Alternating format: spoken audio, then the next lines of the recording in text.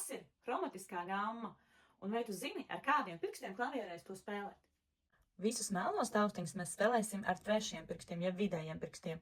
Pustoņus, jeb divus blakus esošus baltos taustiņus, mi, fa un si, do, mēs spēlēsim labā rokā ar pirmo otro pirkstu, kreisā rokā ar otro pirmo,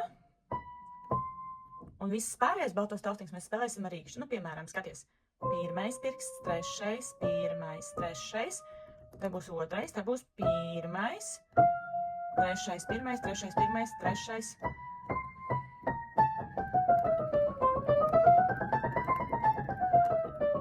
Kādēļ hromatiskajai gammai ir tāds nosaukums hromatiskā gamma? Tādēļ, kad jebkuru noti mēs varam pārveidot par diezu vai bemolu.